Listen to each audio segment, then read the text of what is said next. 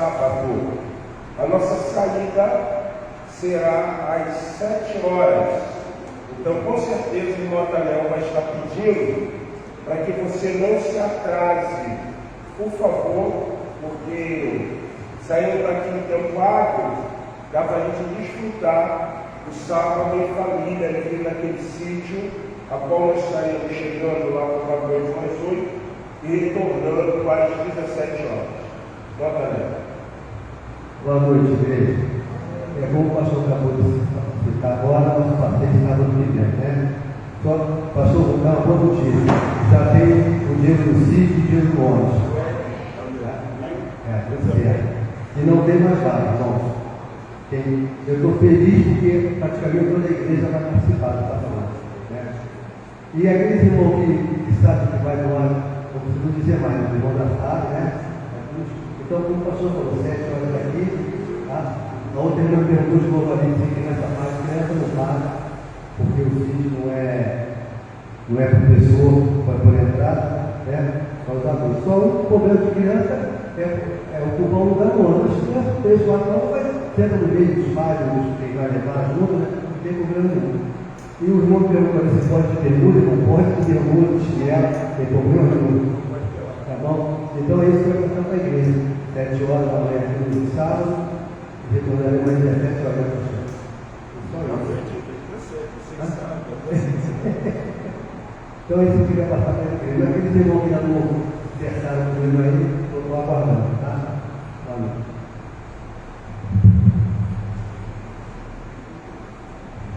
Irmãos, pode ter bermuda assim, a única coisa que não pode é pelado. Pelado que não pode. Fala, irmã Gileia. Aqui de pé mesmo. E a sugestão que eu dei de manhã, os irmãos que quiserem, que puderem, se tiver para levar umas sopinhas aqui, você vai lavar as suas chuvas, vai levar um pedacinho e ficaremos todos satisfeitos. Amém. Importante é que todo mundo está participando. Então, não deixe de chegar aqui no horário, ok? Se alguém também tiver o desejo de ir pelo carro, eu acredito que não tem problema, né, Tânia? Não tem problema nenhum. Procura o Atanael ali, conversa com ele, ele vai passar para vocês as coordenadas. Queridos, vamos fazer uma leitura bíblica, mesmo assentados. O texto é na segunda epístola de João. No capítulo 1, nós estaremos lendo do versículo 6 até o versículo de número 9. 2 João, capítulo 6, capítulo 1, do 6 ao 9, diz assim: E o amor é este, que andemos segundo os seus mandamentos. Este é o mandamento, como já desde o princípio ouviste, que andeis nele, congregação.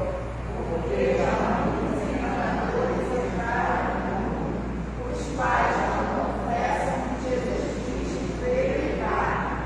Este tal é o enganador e o anticristo. Olhai por vós mesmos, para que não percamos o que temos ganho, antes recebamos o que temos ganho. Todo aquele que prevarica e não persevera na doutrina de Cristo, não tem a Deus.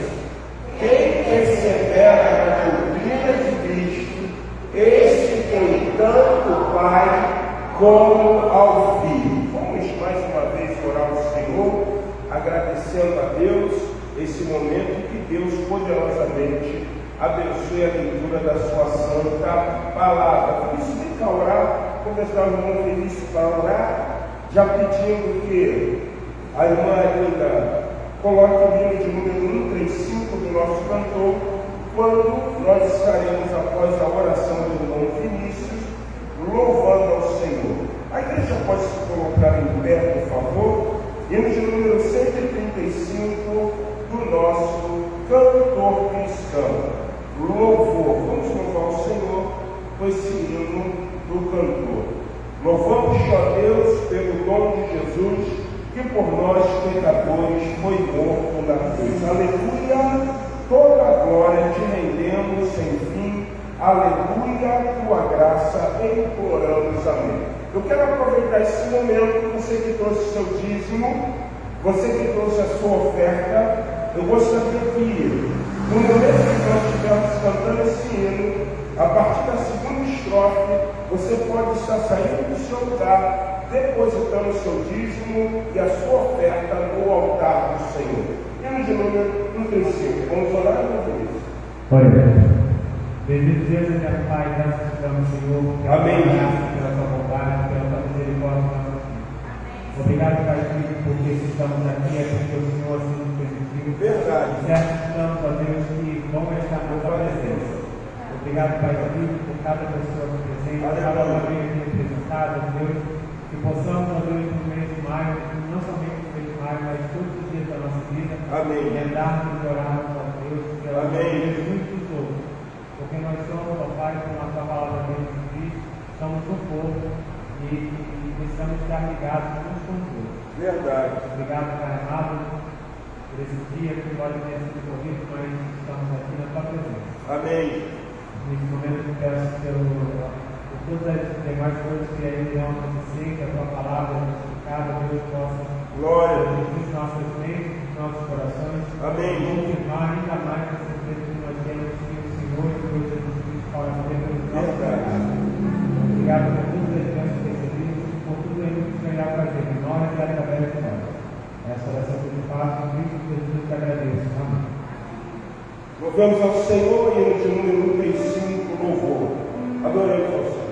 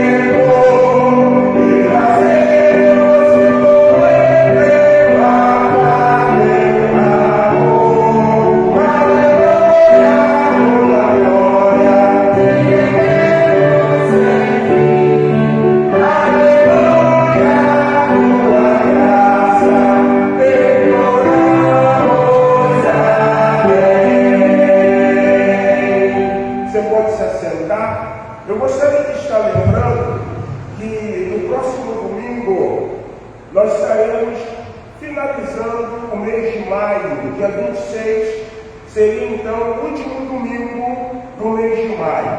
Após um sábado onde nós vamos viver confraternização como família, nada melhor do que nós estarmos encerrando esse culto, ou melhor, o último domingo com um culto direcionado à família. Eu gostaria que projetasse aqui, não sei se tem a imagem, mas você provavelmente que acompanha o Pastoral News deve ter visto, né? por amar a minha família, eu me preocupo com ela. Então nós estaremos trabalhando no próximo domingo essa temática, por amar a minha família, eu me preocupo por ela. Então eu oro por ela.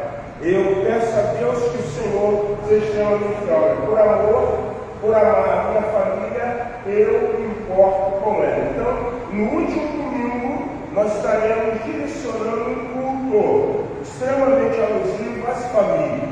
Então nós vamos orar, e eu gostaria muito que você estivesse sendo desafiado e aceitando o desafio de convidar um familiar. Isso é muito importante. Convide uma pessoa, um irmão, uma irmã, um pai, uma mãe, um tio, uma tia, para que possam estar aqui. Nós gostaríamos de terminar esse domingo de culto com um momento de confraternização. Então, o que nós vamos ver? Nós vamos ver aqui depois direitinho com algumas irmãs, para que nós pudéssemos fazer um momento de comestível. A irmã Diné, na quarta-feira, ela fez um caldinho de aipim, não foi isso? Sensacional, você perdeu. Então, nós vamos projetar alguma coisa para no término do culto, como família, nós estamos nos confraternizando. Então, isso vai ser muito legal, vai ser muito bacana. E eu gostaria que você não faltasse, e também gostaria que você estivesse convidando uma pessoa, um familiar, uma pessoa que você tem estima. Por amar a sua família, você se importa com ela. Então, esse ano nós estamos entendido, essa prerrogativa de amarmos, orarmos, intercedermos e colocarmos diante do Senhor. Lembre-se que nós estamos em período de oração. Isso é muito importante. Lembra-se que nós estamos em maratona bíblica.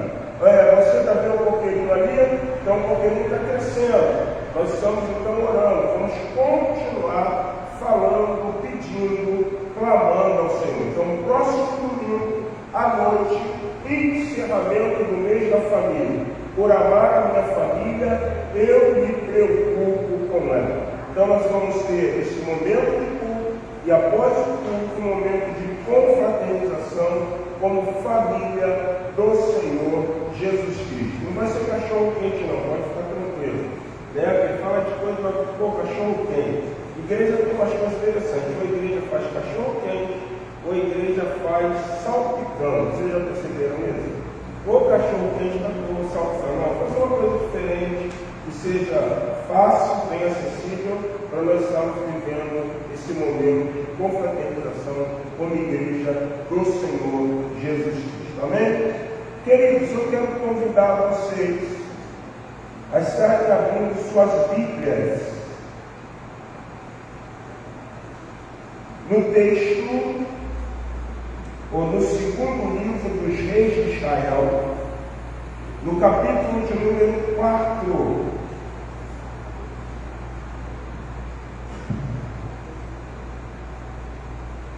Segunda Reis, capítulo de número 4.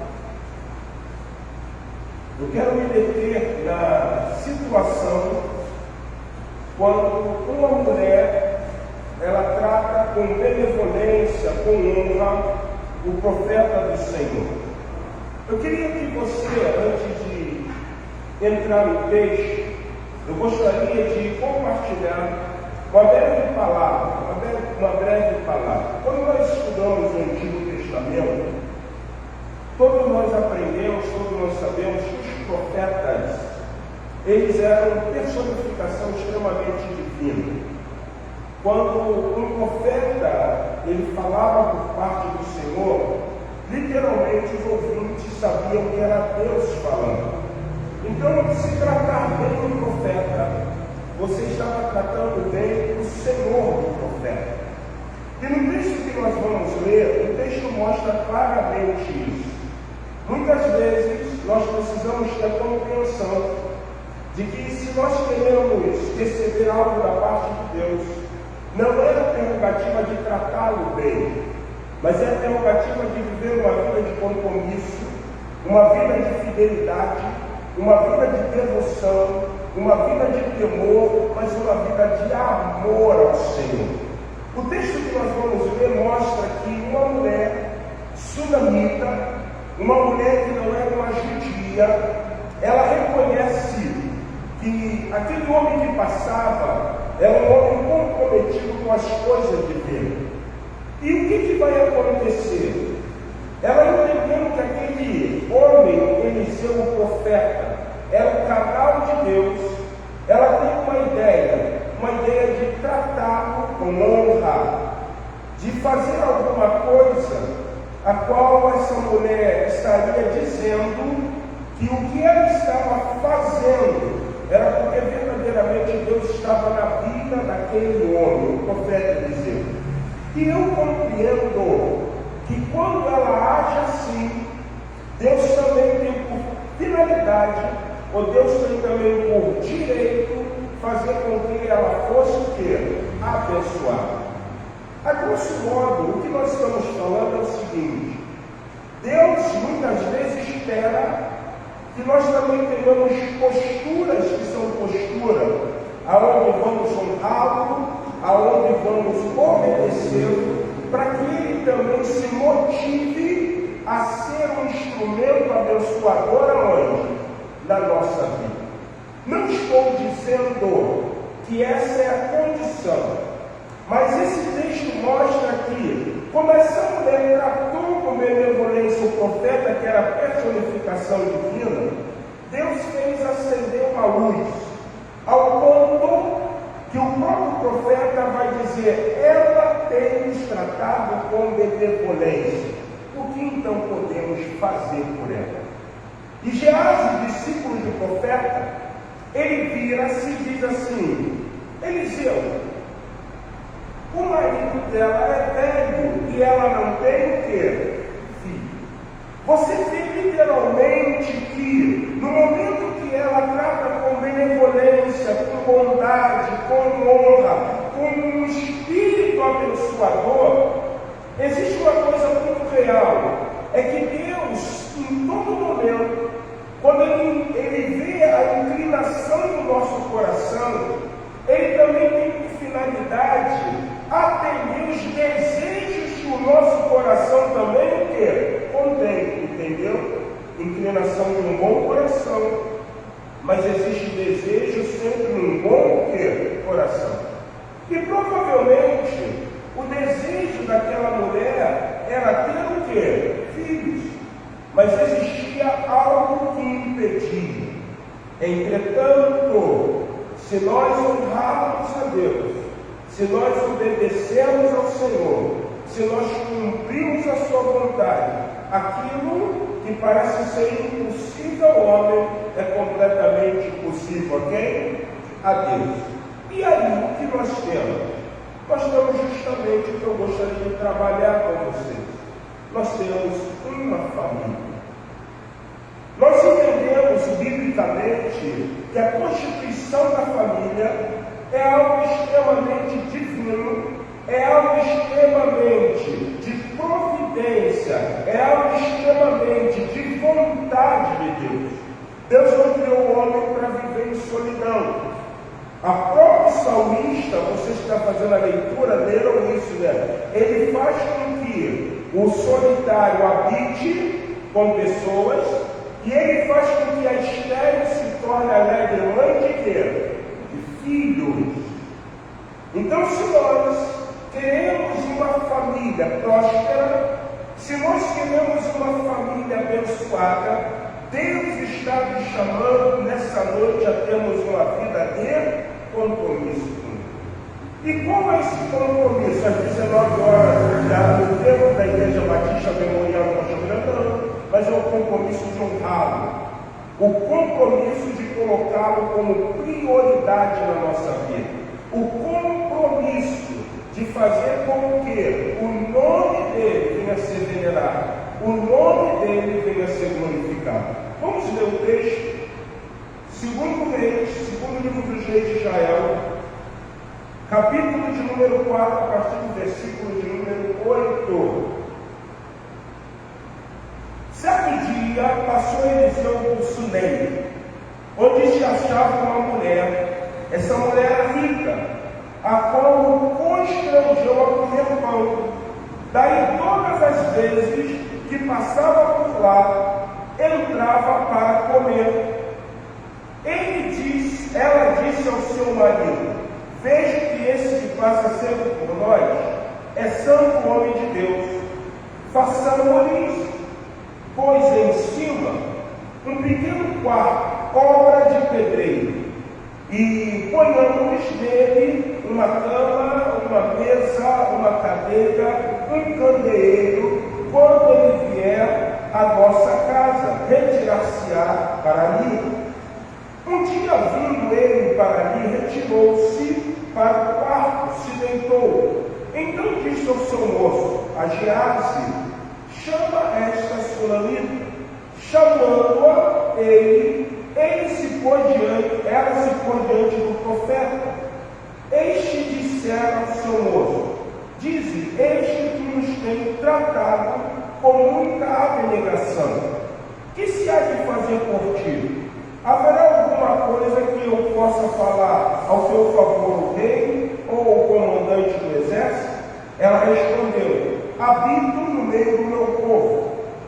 Então disse o profeta: que se há de fazer por ela? Gease respondeu: ora, ela não tem filho, o seu marido é velho. Disse Eliseu: chama. Chamando a ele, ela se pôs à porta. Disse-lhe o profeta: por este tempo, daqui ao ano, abraçarás um filho. Ela disse: não, meu senhor, homem de Deus, não minta a tua serva. Concedeu a mulher e deu à luz um filho, no tempo determinado, quando fez 1 ano, segundo Eliseu lhe dissera. Até esse versículo aqui, que é o versículo de número 17, do 8 ao 17, nós temos na narrativa muita coisa. Nós poderíamos dizer que existe primeiro o significado de comprometimento. Acreditamos, literalmente, pelo teor da palavra, se eu passo a ter compromisso com Deus, Deus também passa a ter compromisso com quem? Comigo. Não estou dizendo que Deus está impossibilitado de exercer fidelidade, porque a própria palavra diz: eu sou fiel, porque a minha natureza é ser o quê? Fiel. Porém, muitas das vezes, quando nós exercemos um compromisso com primazia, com devoção, com obediência, com abnegação, Deus tem, por fidelidade, Deus tem, por misericórdia, exercer também compromisso comigo. Primeira coisa, Deus deixa bem claro algo ao profeta. E qual era? Eu estou cuidando de você. Eu estou tratando de você. Essa mulher diz que ela vê Eliseu. No primeiro momento, ela constrange Eliseu a adentrar sua casa, no âmbito de obrigatoriedade, para que ele comesse pão. O próprio texto diz: ela constrange, ela automaticamente podemos dizer que insiste, automaticamente podemos dizer que ela é enfática no convite, ao ponto que o próprio profeta se sente o quê? Constrangido. Só que no primeiro momento de constrangimento, todas as vezes que ele passava por Sunem, Eliseu agora ia para a casa de quem? Da sunamita. E o que ela fala para o seu marido? Vamos fazer uma obra de pedreiro. Vamos fazer um quarto para que quando ele passar por aqui de uma longa jornada, ele encontre repouso. Lembra que nós falamos? Deus tem compromisso de cuidar com aquele que tem compromisso que é com ele. Eliseu não ficaria alvenento, Eliseu não ficaria desprotegido. Ele tinha uma cama para dormir, uma mesa, um candeeiro, uma cadeira. Os estudiosos dizem que provavelmente essa mulher faz algo da necessidade do profeta. Uma cama onde repousa, uma mesa onde ele se senta com luz para meditar, para estudar, para pensar nas coisas divinas. E aí o que o texto diz? O texto diz que agora isso não é um constrangimento. O texto agora diz que isso é algo a qual Eliseu se sente devedor.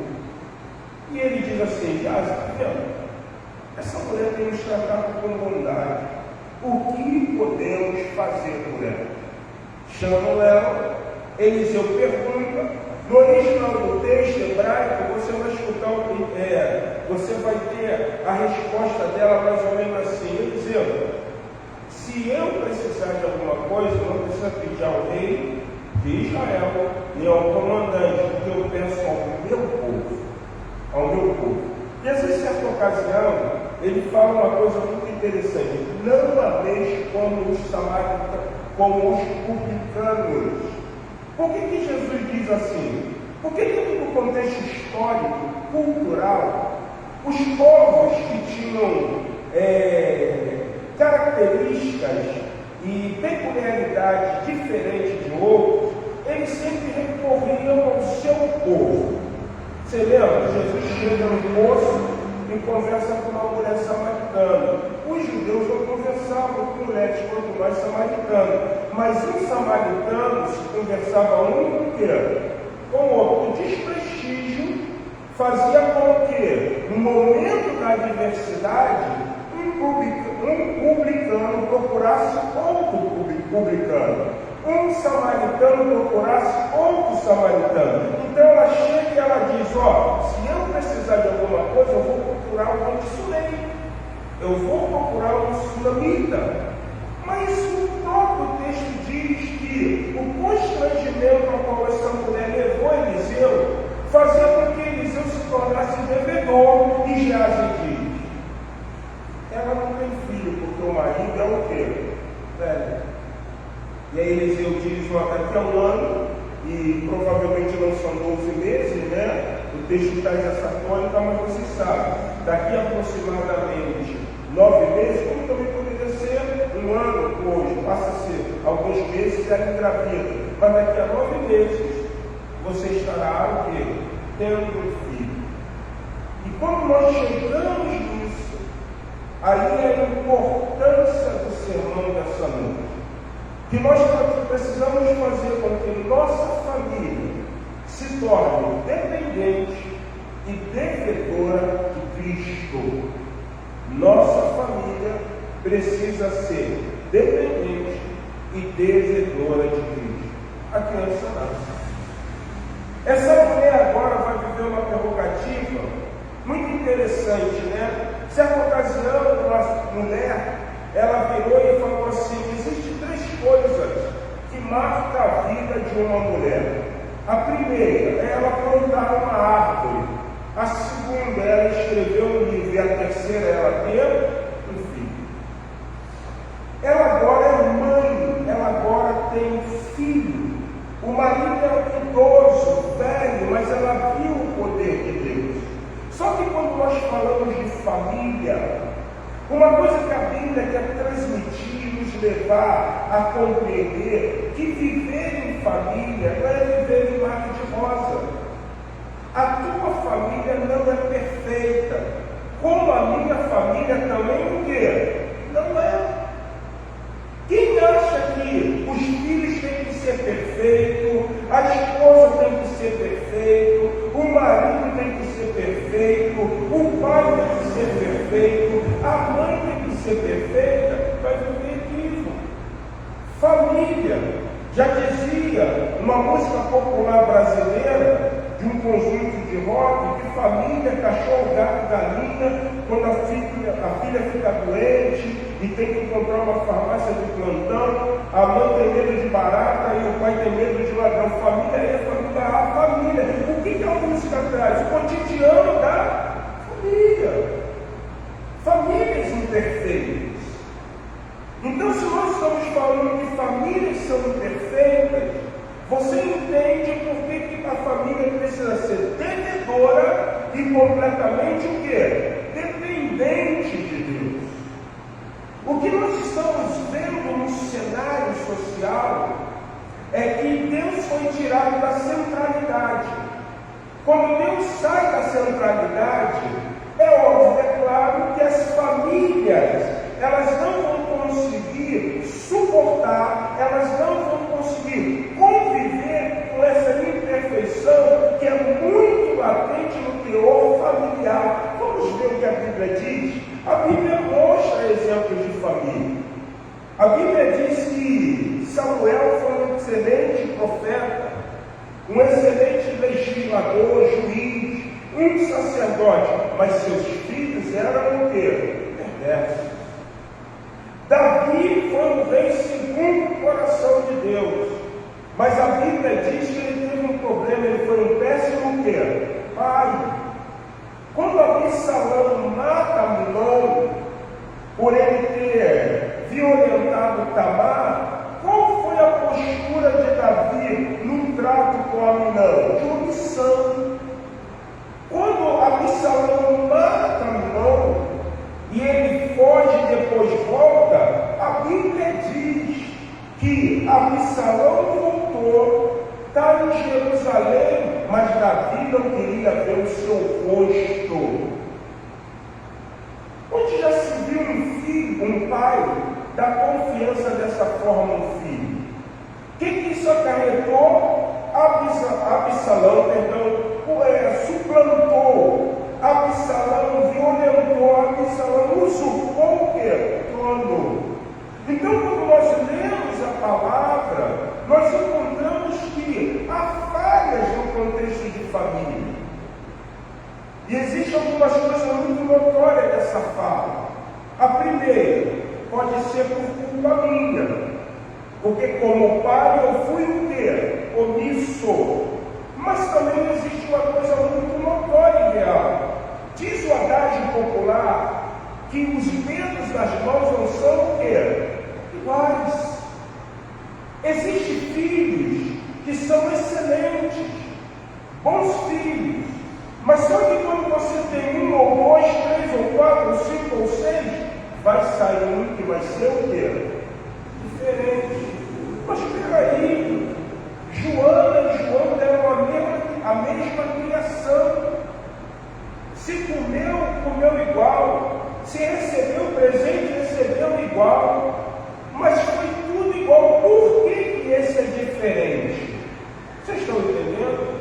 Família não é perfeita. Mas nós precisamos depender do Senhor. E viver essa devoção para que por intermédio da dependência e da devoção, a nossa família possa entrar no trilho e cumprir a vontade de quem? Do Senhor. Tem pessoas, engraçado, né? Nesse século agora, a gente antigo não tem isso. A mulher casava, né? Na igreja era assim mesmo, década de 70. Joana casou com João e foram para a lua de mel, né? Voltaram, geralmente não viajavam, não é isso? Aí daqui a pouco estava na igreja, vem aquela irmã velha e falava assim: e aí, quando é que vai vir o neném? Os caras não têm nem 4 dias de casados. Quando é que vai vir o neném? E era notório, porque todo mundo da igreja estava esperando aquele novo casal engravidar, ter filho. E aí vem o primeiro, vem o segundo. Quando vem o terceiro, a mesma que falou quando vai vir, diz assim: cuidado, meu filho, tem muita criança. Era ou não era assim?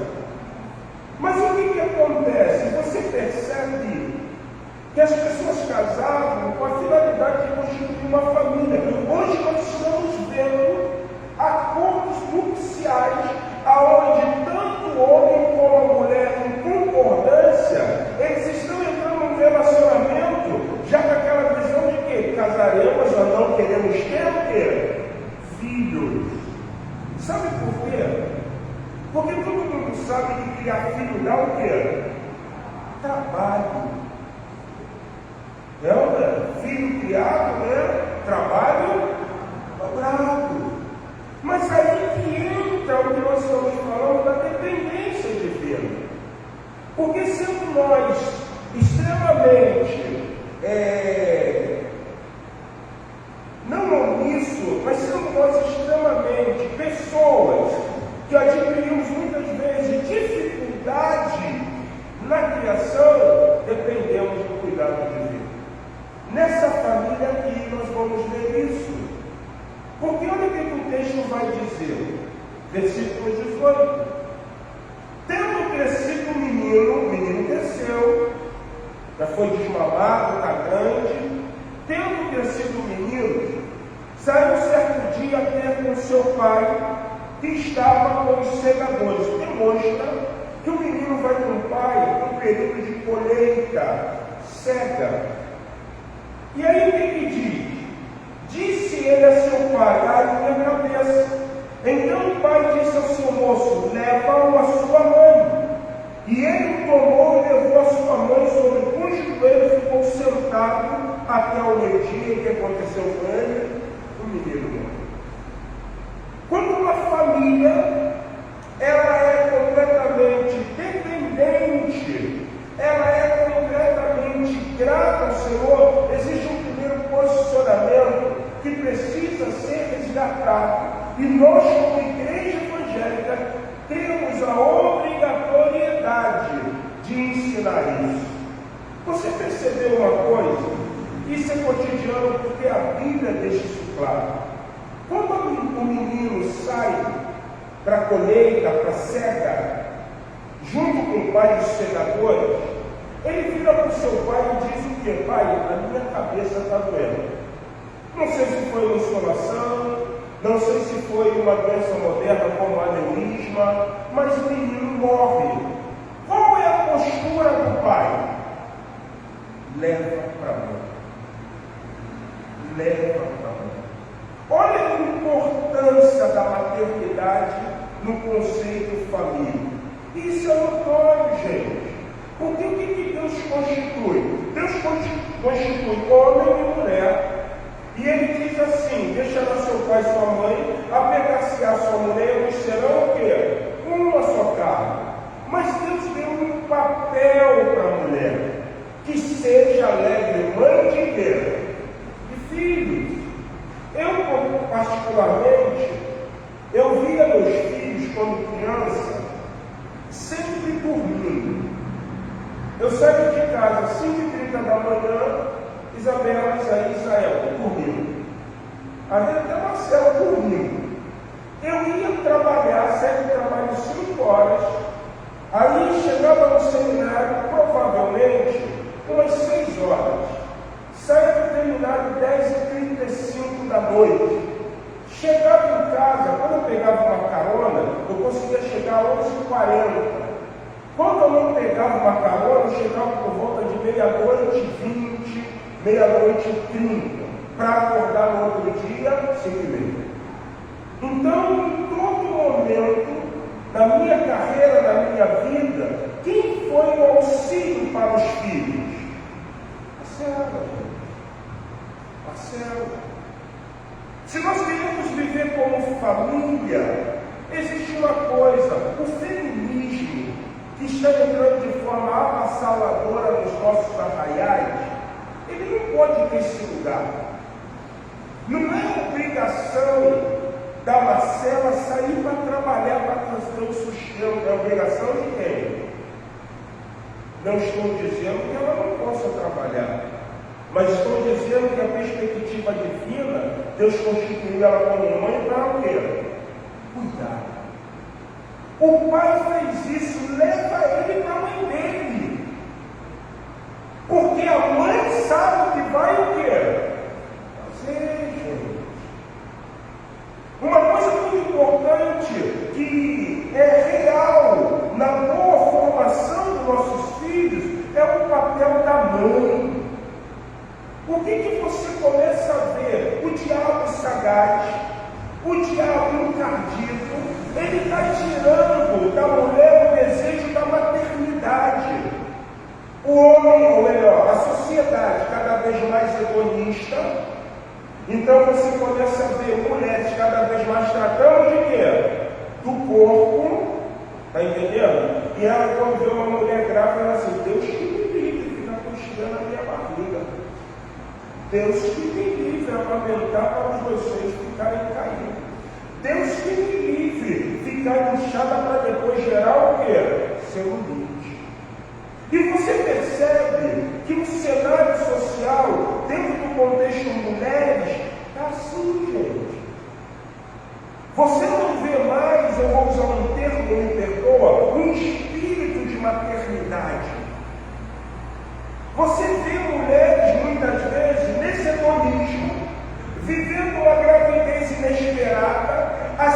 clínicas de aborto aumentando, ou quando muitas vezes essa mulher que abre o contexto de uma vida sexual, de promiscuidade à engravida, parece que a ação, a postura dela é pior do que uma cadelinha. Porque um vizinho meu, ele tem uma cachorrinha lá, a Catinha, melhor a Bolinha. E a Bolinha fugiu. E quando a Bolinha fugiu, ela acabou tendo contato com outro cachorro e ela ficou o quê? Prenha. Ela agora está esperando o cachorrinho. Teve na primeira ninhada 13 filhotes. O vizinho disse que quando pegou aqueles cachorrinhos, já há aproximadamente um mês, tirou dela, ela sentiu, gente. A cachorrinha sentiu. E você vê mulheres que perderam o espírito da maternidade, não entenderam o papel de que ia ser o quê? Mãe.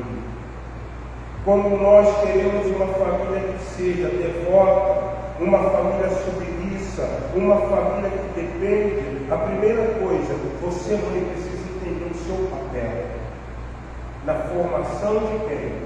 Do seu filho. Por quê? Porque Deus deixou bem claro, você agora, Adão, vai ganhar a vida com suor de Deus. Então, você é Eva, eu vou aumentar as suas dores. Deus não impôs sobre a vida de Eva a obrigatoriedade do serviço. Deus impôs sobre a vida de Eva o aumento das dores, mas sobre o homem o dever de quê? Ganhar a vida com sua Deus. Nós precisamos, como igreja, resgatar isso, para que as mulheres elas sejam verdadeiramente alegres mãe de filhos. Esse dia eu vi um vídeo, e é um vídeo de um casal norte-americano. Eu acho fantástico, porque ela é uma mulher extremamente americana mesmo, aquele questão daquele olho azul, ela é bem brancona mesmo, né? Como diz aí, parece uma cabazona reta, mas ele é um cara afro-americano. Sabe quantos filhos eles tiveram, gente? 10 filhos. Você sabe o que é isso? Gente, imagine o que eu tenho. Todos saem de olhos azuis. Ou claro. Aí eu fui começar a stalkear para ver o que era a vida dela. O que eu descobri? Ela é crente. Ela é de uma igreja. E ela deixa transparecer bem o que Deus idealizou para a mulher. O papel da maternidade. Ela tem 10, ela tem um dia na barriga. Vai para o 11º. Então, uma família que ela depende do Senhor, que é submissa, é grata, tem devoção, é uma família que começa a ter o papel da mulher em fazer com que o nome do Senhor, a glória do Senhor, a maternidade que Deus deu a ela, seja exemplo para a formação de seus seus filhos. Isso é muito importante. Ele foi levado ao menino marido.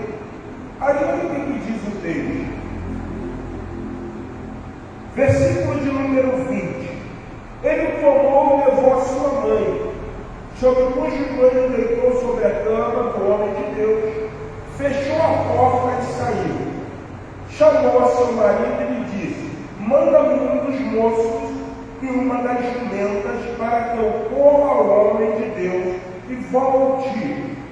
Perguntou o marido à mulher: por que vai a ele? Não é dia de festa da lua, dia de festa de lua nova, nem sábado. Ela disse: não faz mal. Então fez ela albardar a jumenta e disse ao moço: ia e anda, não te detenhas no caminho, senão quando eu te disser. Quando você constitui família, lembra que nós falamos, famílias não são perfeitas, mas nós entendemos o serviço, a obrigatoriedade do vínculo materno. Mas existe uma segunda coisa muito interessante. Como a família não é perfeita, na hora da adversidade, o que a família cristã precisa fazer? Recorrer a Deus. Nós estamos vivendo um cristianismo moderno, aonde os homens, os jovens, os adolescentes, os anciãos, os mais maduros, esqueceram de uma coisa muito importante: recorrer a Deus. Recorrer. Quando eu estudei no seminário, em 1993, em aulas de prática ministerial, pastor Vitor Manuel Valente dizia assim: na vida ministerial você vai ter uma coisa que é extremamente interessante e você precisa ter muita maturidade para lidar com isso. Provavelmente o seu telefone vai tocar e vai ser um irmão da igreja, falando assim: pastor, bom dia, pastor, boa tarde, pastor, boa noite. Estamos eu, meu esposo, aqui já oramos e nós estamos com um dilema. E o pastor estava preocupado, né? O que é? Nós precisamos saber de que cor vamos pintar a nossa casa. Gente, parece absurdo? Parece. Mas isso era sinônimo de dependência. Porque aquele casal acreditava que aquele pastor era alguém que poderia dar um conselho por parte de quem? De Deus. Hoje não se tem mais isso. Nós queremos resolver os problemas da família do nosso quê? Do nosso jeito. Você percebe? Essa mulher não teve pudor. Essa mulher não teve vergonha. Ela chama o marido e fala assim: marido, separa do servo, manda preparar uma jumenta. Por quê? O que você vai fazer? Eu vou atrás do homem de Deus. Eu botei o garoto na cama, mas o garoto morreu. Então eu vou àquele que disse que eu teria o quê? Filho. A dependência de Deus no contexto familiar está nisso. Quem disse para aquela mulher que ela seria mãe? Então quem pode resolver o problema daquela mulher? A mesma coisa na sua família.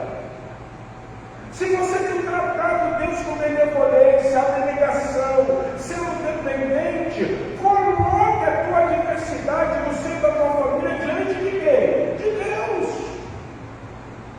Certa ocasião eu fui procurado por um pai e ele falou assim para mim: pastor, estou com um problema muito sério. E eu falei: o que foi? Minha filha está namorando. Está namorando um rapaz da igreja, mas ela está extremamente encantada, ela está extremamente apaixonada, ela já está falando em casar, só que eu e a esposa percebemos que não vai ser uma boa coisa. Um casamento que com certeza geraria o quê? Problema. Hoje essa menina está na igreja, porém o menino que ela namorou não está na igreja. Então você pode imaginar, se casasse, o que iria acontecer? Aí eu virei e falei o seguinte: a família está com problema? Tá. Então você, como autoridade, como pai, recorra a Deus. Ele de que forma? Sim, Senhor Deus, está aqui, eu e minha esposa, eu quero pedir que o Senhor tire esse menino da vida da minha ou quê? Filho. Aqui isso, pastor, não tem isso nada, gente. Se Deus te deu um filho, se ele foi apresentar, é propriedade de quem? Sabe o que aconteceu? Saiu da vida da filha dela. Hoje a menina está casada, alegre mãe do filho, com o marido comprometido, na causa do Senhor, e vamos orar para quem quer um namorado que hoje está enviado. Recorrer a Deus, falar com Deus. Essa mulher não tem pudor, essa mulher exerce a autoridade materna dela. Não é porque o pai é omisso, de maneira nenhuma. O pai chega ao ponto e diz assim: mas não é dia de lua, não é festa da lua nova, não é sabate, você não vai encontrar o profeta. Ela não tem problema. Se Deus disse que eu teria um filho e a minha família está passando por uma adversidade, o único que pode resolver o problema da minha família é quem? É Deus. Você tem colocado diante de Deus o problema da sua família? Ou você está tentando resolver? Se você tentar resolver, você vai dar com uso na água. Se você tentar resolver, você vai viver frustração. Se você tentar resolver, não vai dar certo. O texto avança, nós precisamos terminar. Olha o que ele diz. Versículo de número 24. Então fez ela ao guarda judeu e disse ao moço: guia, anda, não te detenha no caminho, senão quando eu te disser. Partiu ela, pois, e foi ter com o homem de Deus ao monte Carmelo. Vendo de longe o homem de Deus, disse a Geazi, discípulo do profeta, o seu moço: eis aí a sunamita. Corre ao seu encontro e disse-lhe: vai tudo bem contigo? Com o teu marido, com o menino? O que ela responde? Vai tudo bem. O terceiro aspecto para mim é muito importante quando nós falamos de família. Famílias não são perfeitas. Famílias, elas estão buscando Deus. Famílias são devedoras de Deus. Famílias exercem autoridade de Deus. Famílias dependem de Deus. E famílias relatam seus problemas unicamente para Deus. Como é que está o menino? Está bem. Como é que está o marido? Está bem. Como é que você está? Está bem. Pastor, então ela mentiu. Não, ela não mentiu. Ela está indo atrás do homem que deu, não do discípulo do profeta. Para quem que ela vai relatar o seu problema? O profeta. Olha o que o texto diz. Versículo de número 28. Disse ela, olha aí. O que ele diz? Pedi, versículo 28 ali. O que ele diz no versículo 28? E disse ela, o que ela disse? Pedi eu ao meu Senhor algum que? Ela chegou agora, eu não tenho que falar nada para Geazi. Ela chega para o profeta e diz assim: eu só te tratei com benevolência, eu só te constrangi para comer pão, eu só fiz uma obra de pedreiro porque eu queria te tratar bem. Eu não te pedi o quê? Filho, eu não te pedi nada. Eu disse para você não ir na sua terra, a sua serva. Nós precisamos ter a mesma postura dessa sua amiga. Você como pai, você como mãe, conte, rasgue o teu coração diante de Deus. Fala com o Senhor. Essa semana aconteceu uma coisa inusitada comigo. Uma pessoa foi na minha casa e disse que era mãe de Deus. E eu abri minha casa para a pessoa e falei assim: Deus te mandou, pode falar. Ele falou. E eu fiquei assim pensando naquilo, né? Conversei com a Marcela, ele falou no particular comigo, eu chamei a Marcela depois, falei com ela. E mais tarde a pessoa me liga e diz assim: eu tenho que ir na sua casa porque Deus mandou de novo. Só que dessa vez eu tenho que falar com você e com a sua esposa. E eu mais uma vez abri minha casa. E ele fez um negócio lá. E eu estava debaixo da primeira palavra, eu virei para aquele homem e falei: você é profeta? Eu acredito que você é profeta. Eu acredito que você é um profeta. Agora, deixa eu te falar uma coisa. Certa ocasião, Davi, ele foi constrangido a lutar contra Israel. A lutar contra Israel. E o que aconteceu? Os príncipes dos filisteus viraram e falaram assim: isso aí é o calor da vida e as vezes do campo? É isso mesmo, não vai não. Porque se ele for para guerrear contra o povo, ele vai inverter o negócio e vai guerrear contra a gente. Então aqui os filisteus falaram assim: Davi, os príncipes não querem que você vá. Vai embora. Ele foi. Quando ele estava indo, ele viu fumaça vindo do seu acampamento chamado Ziclag. Quando ele chega aos Ziclag, os amalequitas deram de ímpeto contra Ziclag. Levaram a Ainoã, a jezreelita, E Abigail, a viúva de Nabal, levava as crianças, as mulheres dos valentes. Os valentes viraram e falaram assim: Davi, a pouco é tudo. Eles choraram com Davi até não ter mais força para chorar. Porém, Davi se realizou no Senhor seu Deus e falou assim: traz Abiatar. Abiatar é aquele sacerdote que foge quando Goiás estava lá preso no templo, mata o sacerdote ao nome de Saul. E ele fala assim: vamos consultar o Senhor. E Davi pede que traga a escola sacerdotal e consulta o Senhor. E Davi pergunta: perseguirei o humano? Ao alcançar o rei, Abiatar diz: persegue, porque de certo tu alcançarás e tudo será recobrado. Quando terminei de dizer, eu virei para ele e falei assim: você é profeta, então eu quero consultar o Senhor. Eu vou recuperar o carro. Aí ele: não, mas aí Deus não falou nada. Tem hora, irmãos, que nós vamos precisar ir a quem? Ao Senhor. Isso, a Marcela falou assim: como a sujeito que você perguntou, você parecia que estava, como é que é? Está querendo botar ele à prova, não. Estão consultando o Senhor, não se tornando ele lá na minha casa. Então eu tenho que perguntar, pô. É a mesma coisa de provar os espíritos. É ou não é? Esse aí é de Deus, quem é? Quem é você? Qual é o teu nome? É meu nome, não tem um português.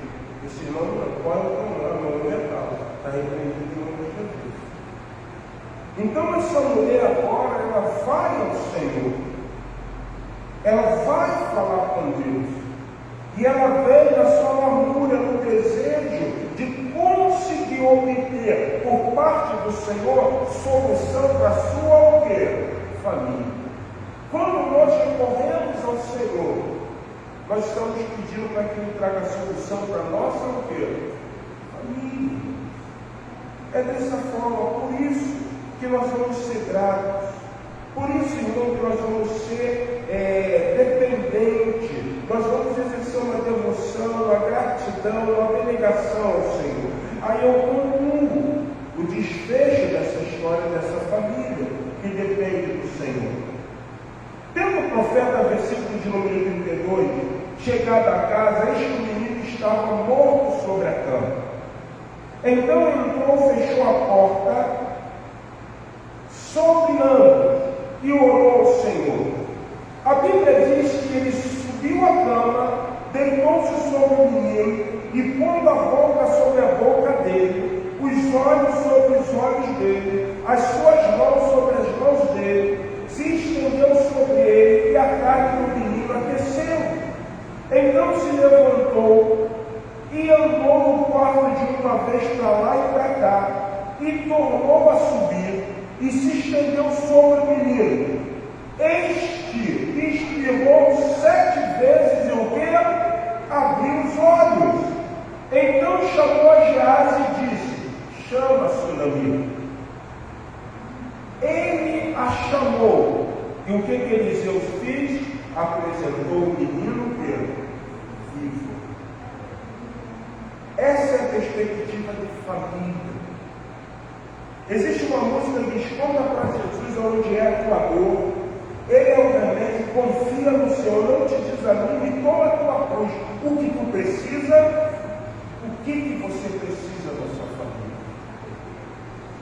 Deus está mostrando para você, mãe, Deus está mostrando para você, pai, que famílias que são dependentes, famílias que exercem devoção, famílias que agem na abnegação, são famílias que vão conseguir.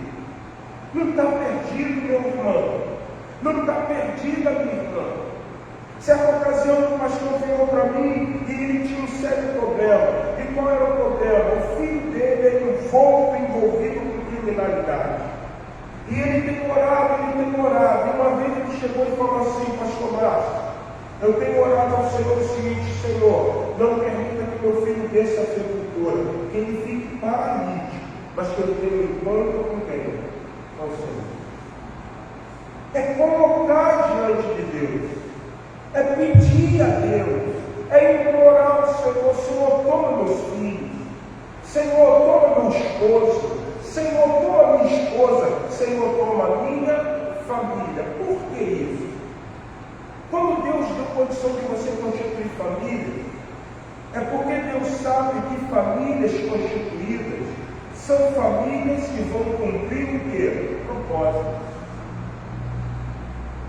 Essa mulher tratar Eliseu bem, não era porque ela era boazinha. Essa mulher tratar Eliseu bem, era simplesmente para cumprir o propósito do quê? Divino. Abra sua Bíblia em 2 Reis capítulo 8. Versículo de número 4.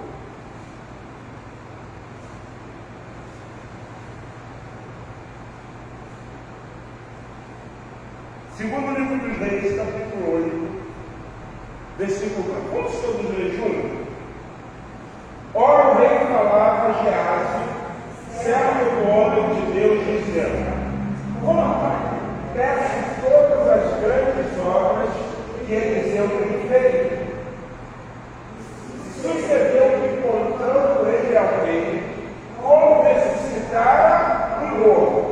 Eis que a mulher, cujo filho ressuscitara, clamou ao rei pela sua casa e pelas coisas que era.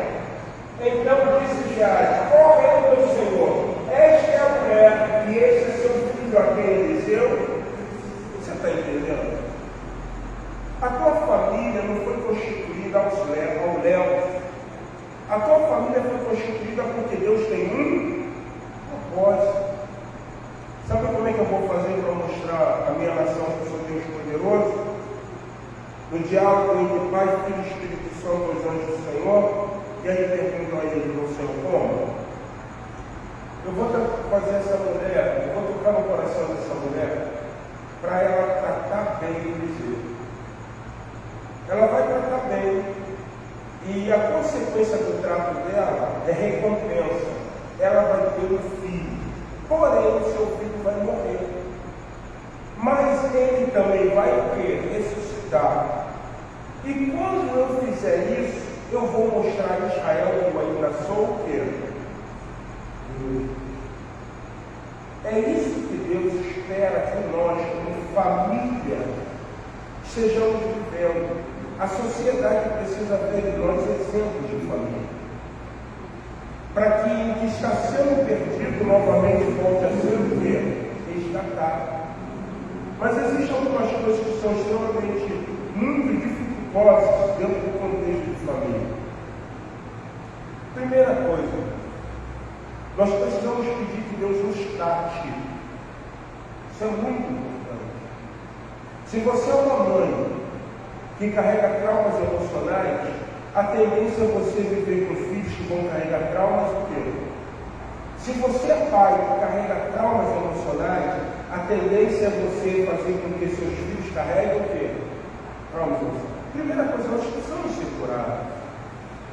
Segunda coisa interessante, isso é muito importante cuidar. Criança é mais esperta do que nós o quê? Imaginamos. Quantas vezes eu estou vendo pais sendo persuadidos por crianças? Isso é difícil, isso é absurdo. Vai gerar um filho que ele vai ser um homem que vai gostar de persuadir pessoas. Eu lembro uma ocasião que um dos meus filhos fez uma bagunça no colégio, eu contei isso aqui. E ele deu um azar de que ligaram quem atendeu fui eu. Porque quem atendia era sempre a Marcela. Então, mãe, o que faz? Passa o quê? Mãe não quer, mãe é mãe, né? Mãe tem esse negócio. Ele deu azar, dessa vez foi eu que atendia. Você tem que falar com o responsável do aluno X. Eu falei, pode falar, é o pai dele. Não, é que ele está aqui na detenção e tem que vir aqui, sem problema nenhum. Pode. Eu virei para a Marcela e falei assim, vou tomar um banho, vou fazer a barba e passei de terno para mim. E fui para o Cris da Cruz de terno e gravata.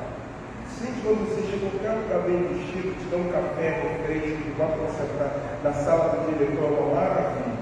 Quer resolver o problema, vai ter vestido. Me botaram na sala do diretor e daqui a pouco vem o causador do Celeno. Ele vira para mim e diz assim, eu não fiz nada. E eu vim perto do diretor do colégio e fala assim, rapaz, já tive a sua idade. É impossível você estar na detenção sem ter feito o quê? Nada. Sabe por que eu fiz isso, gente? Porque foi assim que minha mãe sempre me tratou. Eu tinha uma professora chamada Dona Margarida.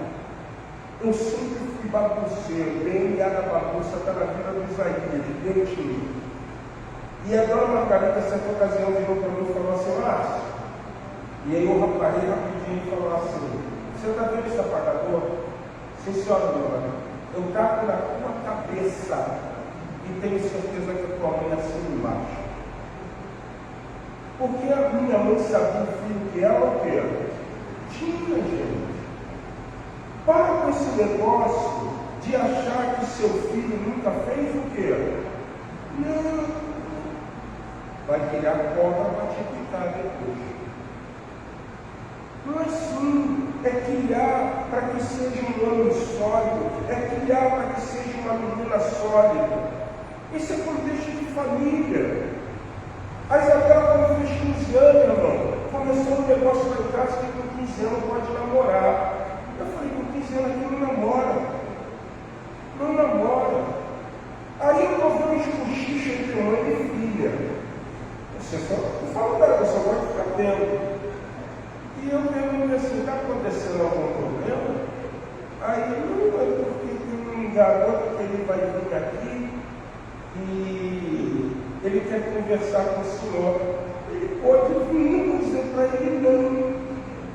Mas quando eu sou pastor, tem que ser educado, cai, domingo, acabei de almoçar, estou no sofá, bate lá no caboclo. E deve ter 18 anos. Isaías, quando criança, estava dentro do quarto, eu falei assim, fala aí, amigo, o que você quer? Eu não vim aqui pedir para namorar sua filha. Não vai namorar. Não vai, tem uma coisa. Se você tentar namorar escondido, busca onde você tiver. Por que ficou desse tamanho? A Isabela começou a chorar. Falei, não vai morrer não, fica tranquilo. Não vai, ela não tem idade para namorar. E tem uma pergunta crucial que eu preciso fazer para você. Você é da filmática, para a igreja. Senão vira medo. Você já fez sexo com alguém? Ele já piorou, não vai namorar mesmo. Pai, eu vou ficar solteiro, não tem problema não, casa com Jesus. É assim, gente, que você trata a família, gente. Tem isso. Você quer o bem da tua casa. É dessa forma, irmãos. Filho vai ser sempre filho, filho engana pai, filho engana mãe. Filho quer que às vezes o pai e a mãe morra. Tomar que morra. Sabe por que está rindo? Você já pensava assim também. E eles vão repercutir a mesma coisa que você também, o quê? Pensou. Mas a tua família foi criada com um propósito. Cuide da sua filha, cuide do seu filho, cuide agora dos seus netos. Mas forme nele caráter, que seja caráter divino, para que eles possam ter, te dar alegria futuramente. Muitos pais, eles estão chorando hoje, porque eles podem ter errado. Muitos pais estão chorando hoje, porque os dedos das mãos não são deles. Que nós venhamos colocar nossa família diante do Senhor. Que nós venhamos ser exemplos para os nossos filhos. Que nós venhamos ser exemplos para os nossos pais. Que nós venhamos ser exemplo para as nossas esposas. Que nós venhamos ser exemplo para os nossos maridos. Que a tua família, em todo momento, venha cumprir os propósitos de Deus. Amém? Vamos colocar em pé, irmãos. Nós vamos terminar o nosso culto. Eu quero agradecer a você que nos acompanhou por essa live. Deus abençoe a sua vida, no nome do Senhor Jesus. Queridos, vamos orar, estamos no horário de 1h30. Vamos